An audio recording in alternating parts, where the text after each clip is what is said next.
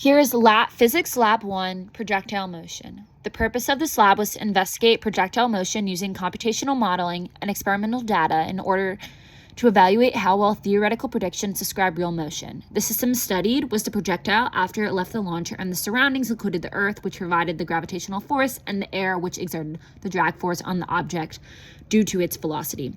The motion of the projectile was analyzed using Newton's second law and the momentum principle to model how forces affect velocity and position over time. Two computational models were developed. The first model included only the gravitational force and assumed acceleration downward due to gravity was constant. The second model included both gravity and air resistance, where drag was modeled as a force proportional to the square root of the object and directed opposite its velocity, and added to the gravitational force to give the net force.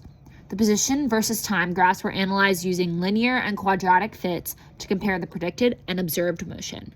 The results show that the ideal gravity-only model produced motion that closely followed a quadratic relationship in the vertical direction and a linear relationship in the horizontal direction.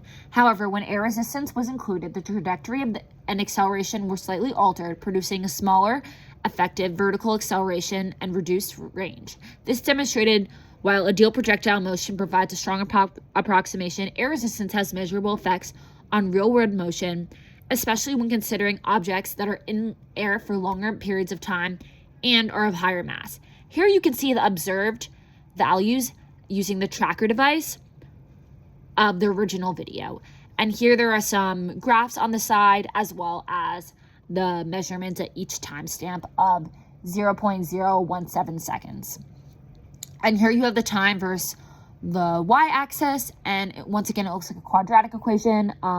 Here you can see that the x squared, which should be half of the gravitational force, is not exact, probably indicating some acting of drag, but also some mistakes because the drag should not be that strong and it should not be lowered by that much.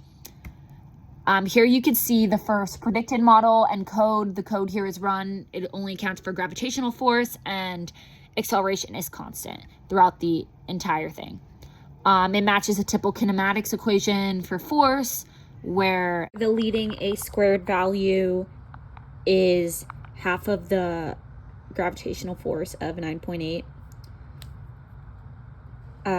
Something to address here is that there is no terminal velocity in this model because a terminal velocity means that the net force is 0.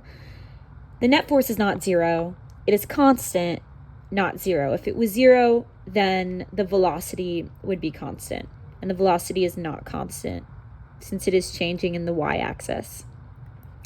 If an object is thrown straight up without air resistance, the motion is symmetric and it takes the same amount of time to go down as it does to come back down. If air resistance is included, the drag will remove energy on the way up and opposes the motion the entire time. So the object reaches a lower maximum height and returns to the ground in a shorter total time than in no drag case.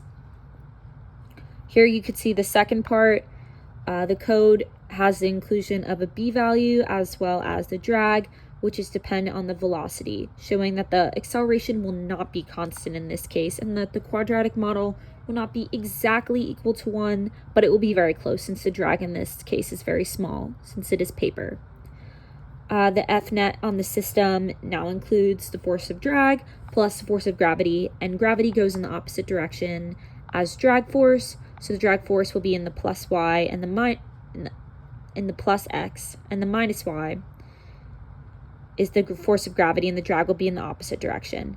This is also shown in the graph. As you can see, that a squared value is slightly lower, indicating a wider graph and a longer time to hit the ground. Some potential sources of error may be that the mass of the object was unknown and it was very small. It was just set to 1 kilogram, but that is likely an overestimate. Of what the actual mass was. The initial velocity as well is unclear and was taken based on the quadratic equation of the observed values. The B estimate in the second code accounting for drag force may have also been incorrect, as it was also an estimate.